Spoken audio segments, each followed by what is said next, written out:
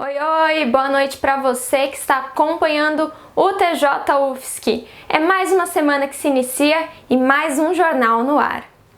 Hoje você vai conferir a situação da Covid-19 aqui em Santa Catarina, uma matéria especial sobre jornalistas que são mães.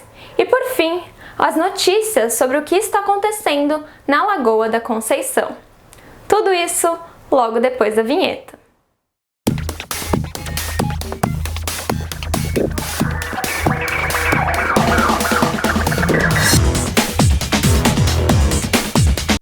Esta tarde, o ministro do Supremo Tribunal Federal, Edson Fachin, anulou todas as condenações do ex-presidente Luiz Inácio Lula da Silva relacionadas à Operação Lava Jato. Na decisão, o ministro afirma que a 13ª Vara Federal de Curitiba não tem competência para julgar os casos do sítio de Atibaia e do triplex do Guarujá, já que ambos não estão apenas ligados aos desvios da Petrobras, mas também da administração de outros órgãos públicos.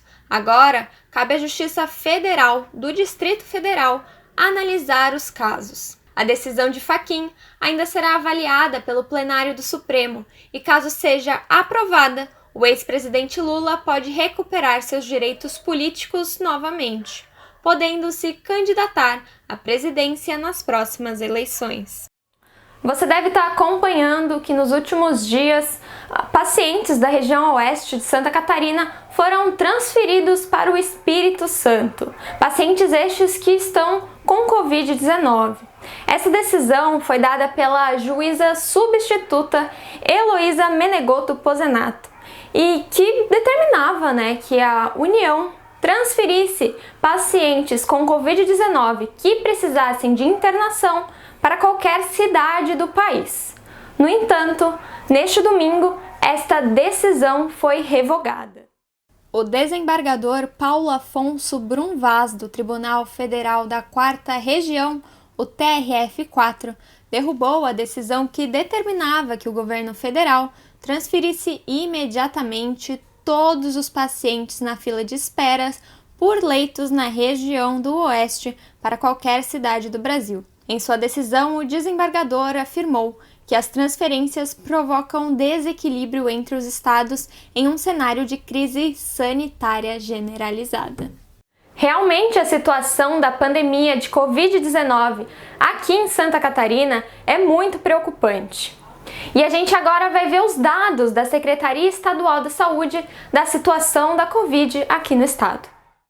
Desde o início da pandemia, foram registrados 709.077 casos confirmados.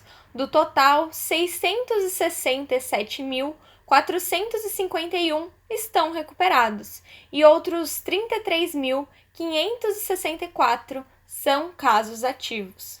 Foram registradas 8.062 mortes no estado.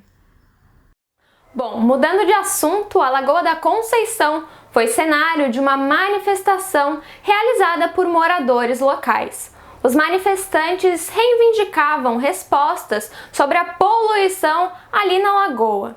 A chamada barqueata foi acompanhada por um dos repórteres aqui do TJ, o Alan Cavalieri. Nos últimos 10 dias, a Lagoa da Conceição tem sofrido uma onda de alterações ao longo de toda a sua extensão, por conta de um fenômeno chamado maré marrom. Esse evento é causado pela presença de uma alga nociva, que consome o oxigênio presente na água e altera sua cor. Algumas das consequências que podem ser observadas no leste da ilha são mortes de animais em massa, a presença de resíduos de esgoto e a piora na qualidade da água. Tudo isso, junto, afetou diretamente a vida dos moradores e a economia da região, que gira em torno da pesca e de restaurantes. Pesca do meu irmão, que nesse momento ele está proibido de pescar. Ele vive da pesca, ele não é aposentado, nada, ele vive da pesca e trabalha na cooperativa. Então, o sustento dele vem dessa lagoa. É um sistema que tudo depende da saúde da Lagoa da Conceição. Então, tudo depende disso.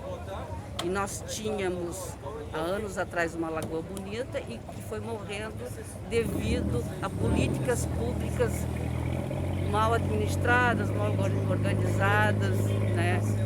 E hoje em dia não se responsabilizando pelo desastre da lagoa. Em combate a isso, um grupo com cerca de 150 moradores locais se mobilizaram ao longo da lagoa, em seus barcos na extensão da Avenida das Rendeiras. Na última quinta-feira, dia 4, com as faixas pretas e cartazes, era possível ver o luto da população pela situação. Tanto na rua quanto na água, os manifestantes exigiam que as autoridades competentes tomassem ações em relação ao problema. Triste a gente olhar e ver a lagoa escura, que a cor da nossa lagoa não é essa. A gente só quer achar um culpado, alguém que possa fazer e ajudar nós. Essa manifestação é válida, porque todos nós aqui adoramos essa lagoa, ela faz parte das atividades e do sustento de muitas pessoas. Então eu sou super a favor desse protesto, para que limpem a lagoa. Eu me sinto muito feliz e honrada de estar aqui participar, nem que seja por acaso. As análises sobre a situação ainda estão sendo apuradas. Sabe-se que o excesso de material orgânico é uma das causas da maré marrom. Embora a causa dessas alterações sejam ações externas, a eutrofização, processo sanitário que coloca esgoto como matéria orgânica tratada na água, intensifica a floração. E é esse fenômeno que os especialistas estudam.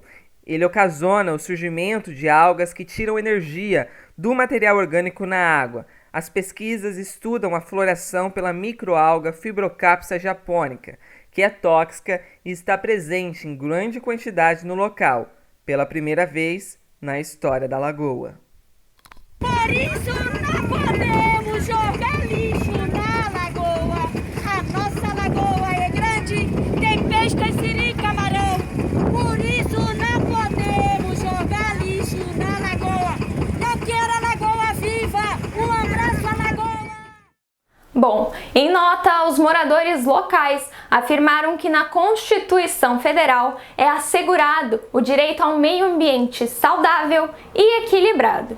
Além disso, a situação da lagoa prejudica a economia e a cultura local, baseada na pesca artesanal. Além disso, os moradores pedem que soluções e medidas sejam tomadas imediatamente. Hoje, como vocês sabem, é Dia Internacional da Mulher, o dia 8 de março, que é comemorado oficialmente desde 1975.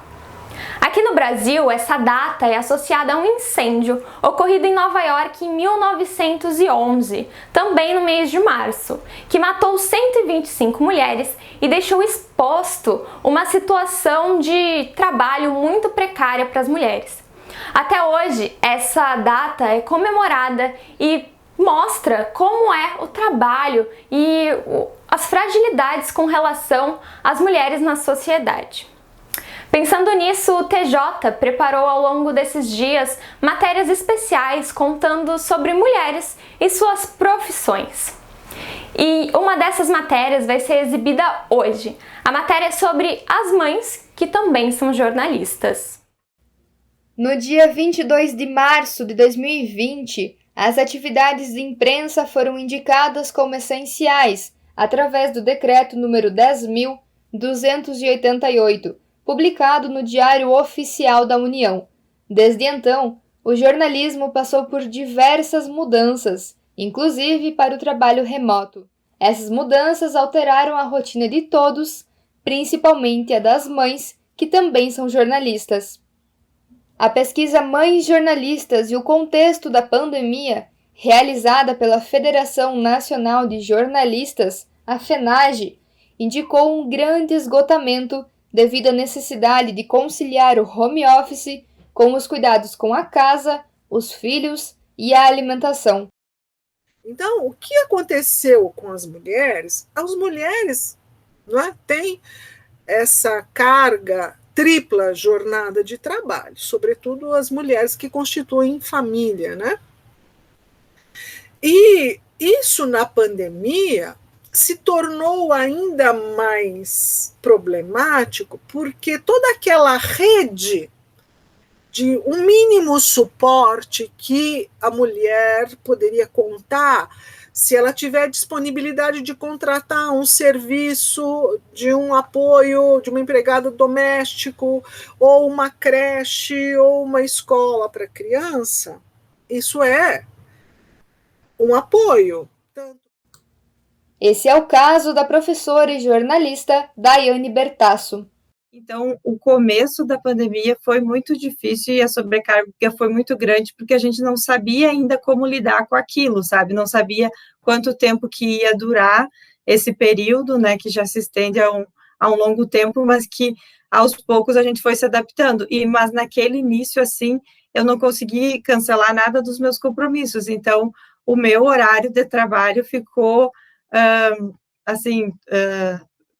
triplicado, né? Eu não tinha quase horário para ir dormir, para descansar, porque eu tinha que cumprir as demandas familiares, né, dos cuidados também com meu filho, e também as demandas de trabalho que já estavam agendadas.